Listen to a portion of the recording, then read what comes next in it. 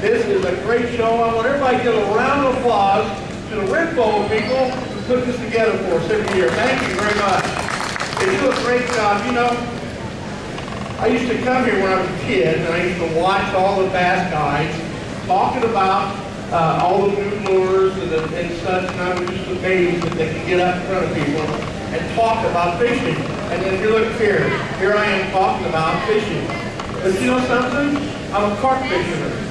And a lot of people say, they raise their eyebrows and say, why? Why do you fish for carp? Well, there's one word that describes my passion, and that is the power of the carp. Carp, in my opinion, and Al Linder of In Fisherman on TV, that carp is the world's greatest sport fish. Now you're going to say, now, oh, come on, Gilbert, what about the smallmouth, the sturgeon, the bass? Well, I'm not saying that they are better or a better species in sport fishing. I'm saying that you can virtually go right out your back door anywhere in the world and catch a big, nice carp. There's 15 to 20 pounders right outside your door. The other thing is, I compare the carp with smallmouth bass as far as the strength of this fish. Now you tell me, can you catch a 15-pound smallmouth? No. Imagine catching a 15-pound carp and the fight they would give you. I want to tell you right now, a 5-pound carp will give you a fight on a light tackle that you will never believe. And if you are a catch and release guy, this is the ideal fish to go for because of the power and the number of places where you can catch this fish around Indianapolis and Indiana, all over the world, actually. As you can see here, I've got a pretty nice setup. This is all European technology. When I say European technology, I mean that it's developed over there because overseas, carp is the national game fish. National game fish. Yes, that's right, folks. They protect their carp. You kill a carp over there, you go to jail. They're protected because of the sport within this fish. They're outstanding. I mean, the first time, I've always been a little jig, crappie, bluegill, kind of guy. The first time I caught a little 6-pound carp on a lightweight tackle was when I dropped every other fish out there in the wild. Carp fishing has been the only thing I've fished for over 35 years. And I'm telling you what, just like all the other fish around, it takes technique and it takes a good bait. You do have to learn, and you do have to really know what you're doing, just like the bass guys do when they're fishing. If you don't know how to bass fish, forget about going bass fishing. You're going to catch a few, but not like the pros, because they've learned what they need to catch the big fish. And that's the same thing when it comes to carp. There's a lot of different scenarios, different kinds of baits, while you're using different swims, times of the year. It's really unique because they bite year long. Even under the ice, you will catch carp. Now, one of the other things that I like to talk about this time in the morning is, let's see, I'm going to check my thing. I'm going to talk a little bit about good carp and bad carp. Now, good carp, or what we're talking about here, are the fish you see right here in front of you. Any carp that has a barbel are the carp that we're talking about on the good side. When you say the barbel, it's like little mustache, little whiskers. That is in the carp family that we fish for. Ladies and gentlemen, these fish have been here since the Civil War. They were brought here by General Grant to feed the United States after the Civil War. So you know, uniquely, it becomes a great fish for the American people to eat because they were starving. General Grant had the decision between a grayling and a lake trout and the carp. Now he chose the carp because it's so prolific and they multiply so quickly and they grow quickly. In the first year, a carp can, under ideal conditions, get 8 pounds in 1 year. On ideal conditions. So General Brad thought, you know, that'd be a great thing to do, is to bring his carp to the United States and feed our people. They will be resilient and really expand. Well, if we knew what we know now about the carp, they probably would not have picked the carp. Because, you know, it is my passion, but they do need to be regulatory, and the DNR does a great job to let them do that. You as an individual killing a carp is not going to do anything to the family of the carp, so we might as well just let the DNR do their job. But, now let's talk about the bad carp. Ladies and gentlemen, I don't know if you realize this, but the silver carp, the Asian carp, they're called, the ones you see on TV that jump out of the water and hit boulders, and really, and there's been people hurt. A lot of property damage. Now those are a different species of carp. We do not fish with them. They escaped from the fisheries down south when the waters got high, and that's how they invaded us and into the waters. And ladies and gentlemen, right now, they have found DNA in Lake Michigan. Silver carp will eat roll. They will eat fingerlings.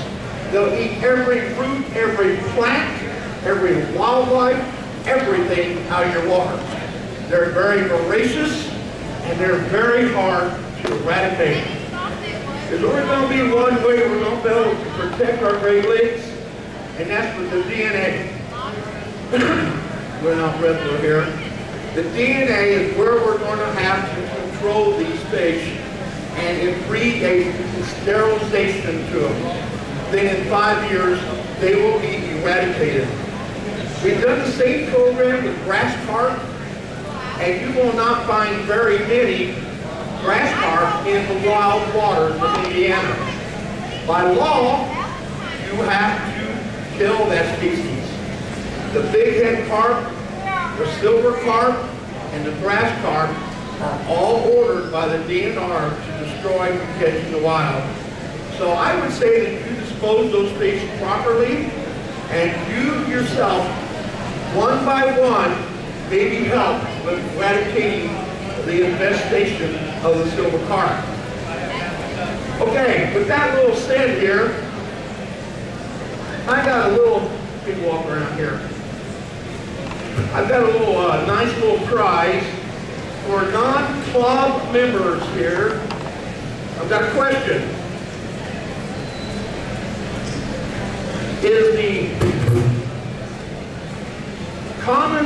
Is the mirror, I'm sorry, the last one here. I just told you that the common carp, with this little bit of hint, and the mirror and the leather are not invasive. Is the koi carp an invasive species? Anybody? Yes. Yes, they are. Gentlemen, come on, get your ring suit. The koi carp are monumental fish, and they escape by floodwaters of streams and ponds and rivers into people's backyards. They do. Backyards, and that's how they became invasive. General Brand did not stop these in his regular program. They are invasive. But indeed, the leather carp here is not in the United States. It's over overseas. This is especially genetically engineered for no scales, for easy cleaning and eating. But at the same turn, they have become a great sport fish over there, and you see the monster, how big they are. Here is our, you might say, our choice carp catch, because they are so beautiful, and they're very rare. Del Hollow has abundance of these fish. A couple of these are Del Hollow fish, and Texas. But you'll see the different kinds. You see the one down at the bottom on the left? Yeah. Straight line, that's a linear carp. Okay? A regular carp, it looks like just here with more than straight lines. It's got a bunch of straight lines into it. A fully scaled carp are the ones down here in the yellow and on the bottom. So all these are mirrors, and they're very cherished, okay? Now, here is the powerhouse of the common carp. This fish here is so powerful that you better have gear such as I have right here, or you're going to have problems. And you kill this carp with a 6-foot rod. They will fight to the death. That's what makes them a great sport fish. But indeed, you need equipment to bring them in pictures, weigh them and such, and then release them in good shape. So if you brought a 6-foot pole to a gunfight for the carp loses, you will kill him. He will fight to the death. And we don't, here with Carp Angler Group and Junior Carpers and Wild Carp Club, we cherish these fish. So this really means a lot to us. But you'll see here, these fish here, I would say, fight twice as hard as mirror. They're both the same family, but it's a different species, powerhouse, beauty, the way I look at it. Those fish are beautiful, but they're all beautiful to me, but there's the power right there. Right there. One of the next things I like to talk about is when I go someplace brand new to a swim I've never been before, there's a lot of work I do before I even put one rod in the water. I will spend an hour and a half to 2 hours plumbing, and plumbing is all that is putting a bobber with a weight on the end, the very end of the line, and then this bobber right here above it, so that when this goes down, the weight's taken down with it. So when it sits on the bottom with the weight, all I do is go 1, 2, 3, 4, 4 feet deep. I can do the measurements all in front of me, all my depths with this bobber. I don't need a depth finder. I can do up to 3 feet, 12 feet, 30 feet, doesn't matter. Once I find that spot, then I'm going to use this same marker and go to the spot that I'm wanting to fish, and it's going to sit there, and then I'm going to start baiting around this bobber. And I'm going to throw 5 gallons of bait easy in the wild. I'm not paylating, but in the wild. I will throw 5 gallons of bait. And there are so many ways. Here is one of them. It's called the Whacker Blaster. And all you do is you got ground bait that you use for chum. Pack it real nice and tight. Put that in there, and you just cast it like normal. What this does, this only goes 10 feet and releases the ball, comes right back to you. So this is in your hand. The ball is out gone at 100 yards if you do it right now. So that's where the baiting tool really works. So I get enough, I can put 35 to 40 balls of bait right in that general area where I've had that marker there. Another thing we use is the catapult, slingshot, we call them here in the United States. Same thing, you get a nice little big ball, you see your marker out there, shoot 25, 30 smaller balls on top of that. I use this a lot right here. Here's the other tool that I use a lot. It's called a spom. Tied on just like this. Matter of fact, I got a little quick change right there. I just hook it up real quick. What this is a little spring-loaded apparatus. Put your ground bait in there, your corn, particles, fiber nuts, split peas, so many different things you use for bait. Fill that up, shut it. It's hanging down like this. I can shoot this 100 to 150 yards. It lands, and when it lands, it dumps the bait. And I just do 15 or 20 of these in that same area. Once I have made a nice bed of bait in front of me, then that's when I'm going to start building my rod pod and getting my other bait together. Now, bait. I want to talk about bait. But also too, here, you're just shooting right off the bank. You know, they're right here in front of you.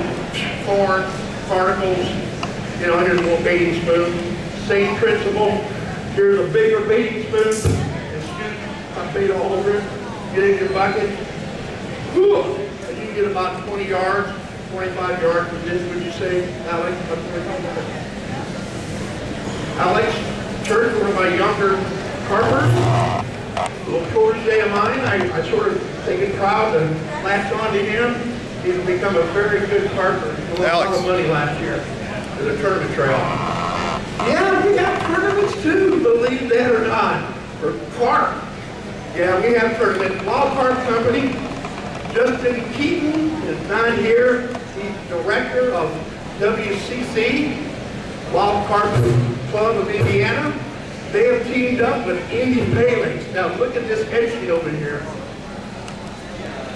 Bill, would you stand up, please?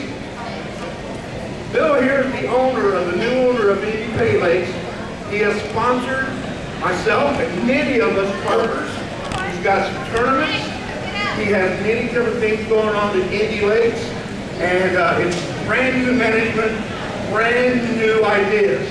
Now I'll tell you right now, is that I'm really impressed with his fish handling rules. Most Pay Lakes don't have any handling rules. Unhook them, kick them in. We use landing mats. We use landing mats, and we use weight slings, and everything else to make it very comfortable once we caught our cherished carp. So one of the things, bait. Now my favorite hook bait is regular sweet corn with a rubber pop-up. Regular sweet corn right out of the can. But you know, there's a lot of specialized baits here. This is my bait sponsor out of Chicago, called World Class Baits, and they produce outstanding baits. They have a brown bait that I mix up with oats and some other things. And I've done it very well this year. Hundreds of pounds of carp I've caught. A boilie is the European bait because their brim and their bench they have over there eat corn like crazy. So they can't use sweet corn as a bait. So they had to come up with a bait, which is actually the same thing in our brown bait, except it's rolled and boiled. And it's nice and soft in the middle, but hard on the outside. So the bluegills and the finch can't eat it, can't take it in, it's too big. So boilies is a great place if you activate these carp to them. They don't know what this is. So once you activate them to them, with bedding out an area with them, they will hammer this bait. Earl, one of the Hoosier Carpet Tournament Trail champions, strictly uses boilies. He'll show you today that's the best bait there is. I'm not saying that world class is, but boilies is what he uses. Soft carp bait, nice and soft, goes right on the hooks, nice and soft. But they're not really a big fish catcher because the big fish are really smart and they can suck that right off your hook without even you knowing it. You get slammed, locked by 8 to 15 pound carp on this bait right here. 4 boilies and little individual flavors: tiger nut, pineapple, sweet corn, Scopex, strawberry. Not any kind of flavor is there because they like sweet stuff.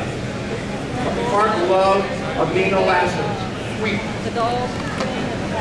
They do their own sweet corn, but they've got sweet corn, field corn, which is pressurized, nice and soft. There's pineapple, a great bait. And the flavors are to your pack bait.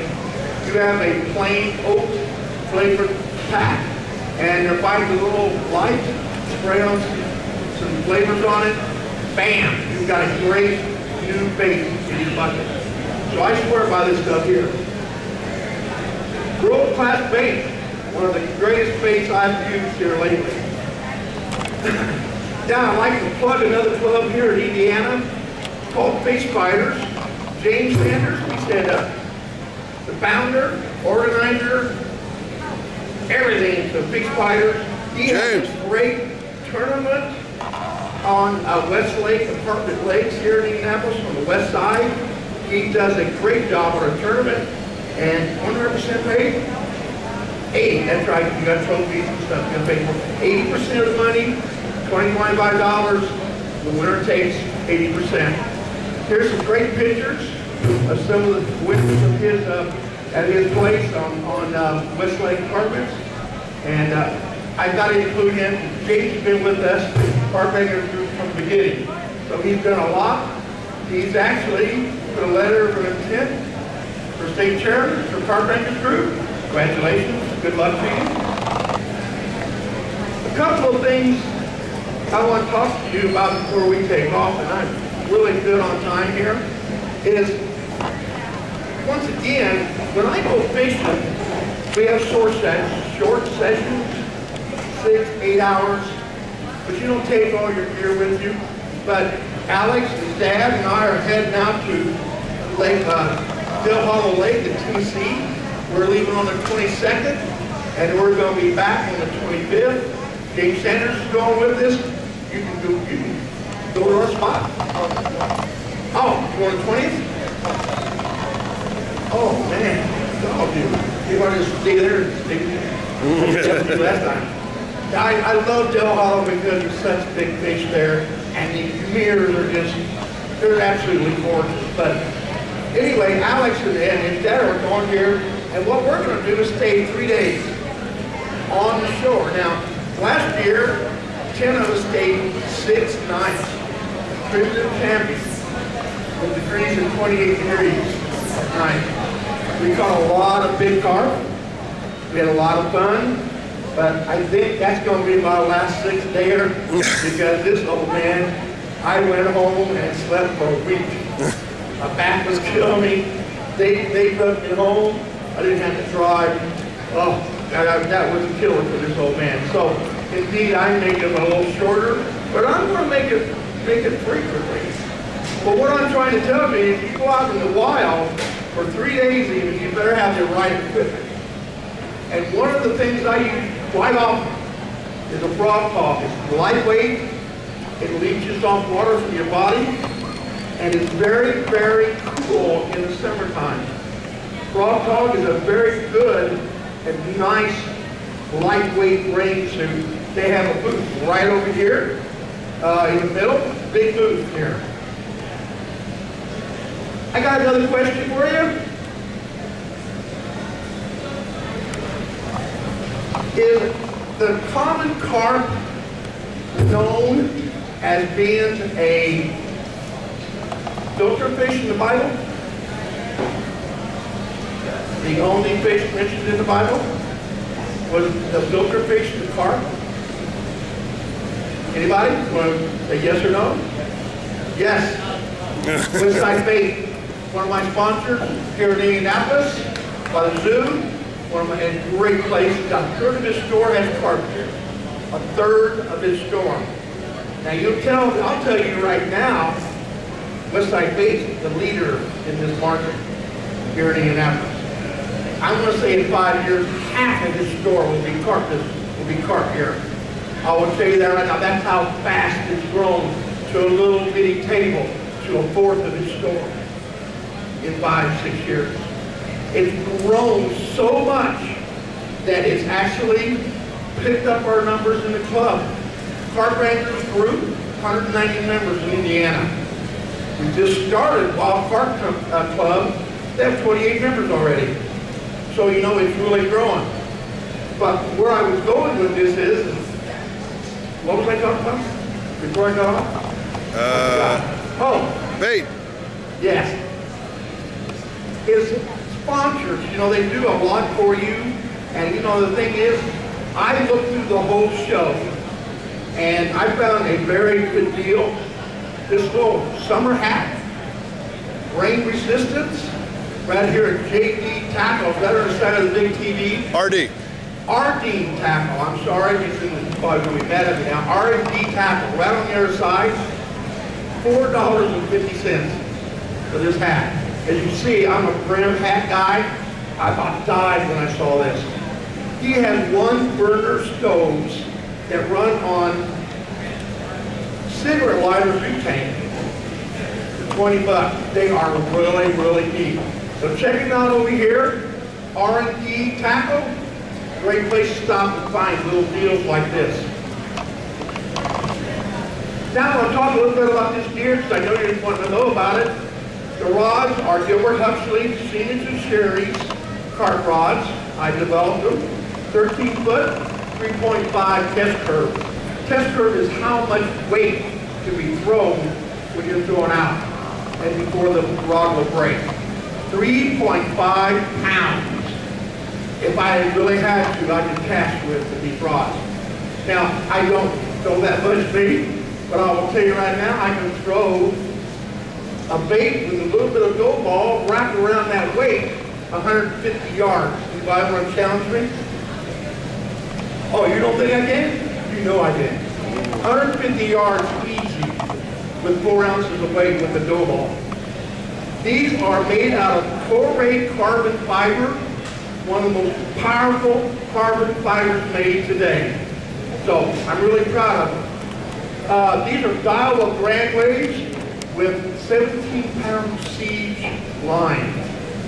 The alarms is an alarm that allows you to sit back and relax. Yeah. That's what it sounds like when I get a bite. And you know the beauty thing of it? If it's nighttime, you think, oh my gosh, Gilbert, you're gonna wake everybody up. But I can turn that down so it doesn't. But guess what? I have a remote.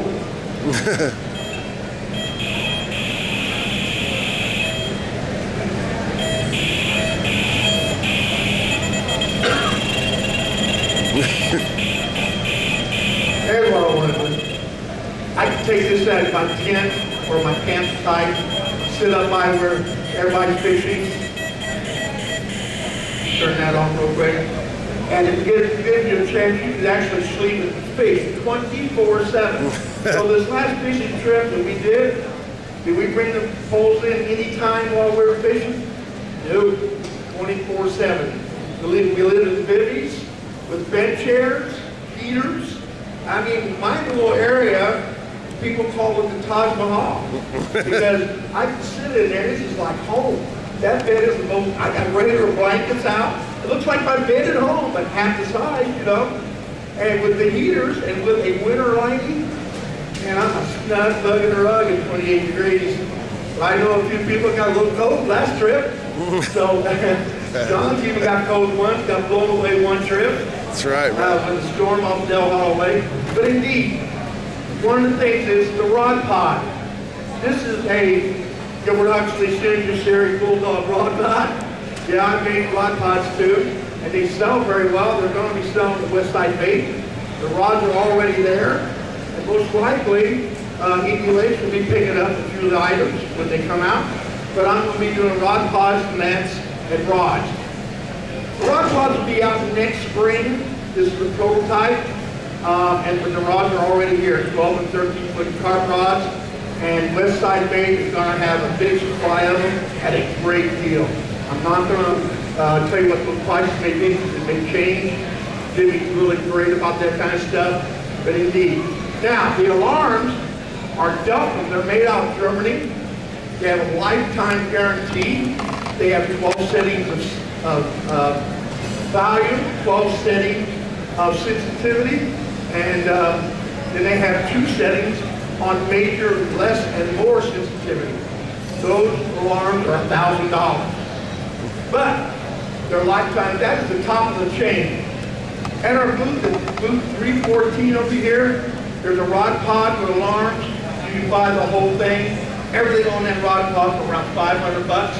Where I've got about 5,000 wrapped up here on this with this rod pod.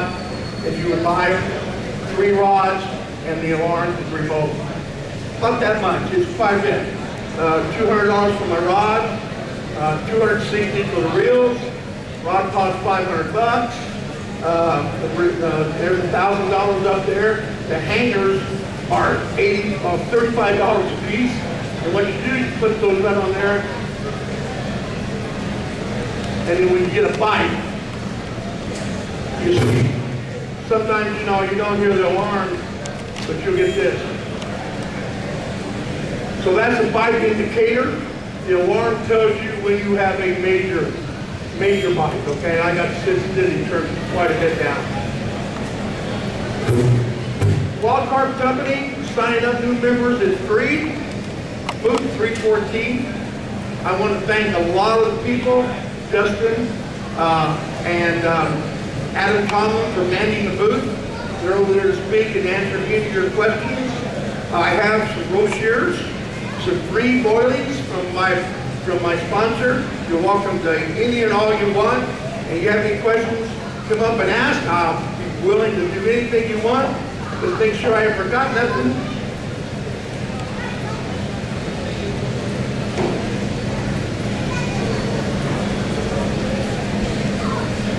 Yeah. One other thing.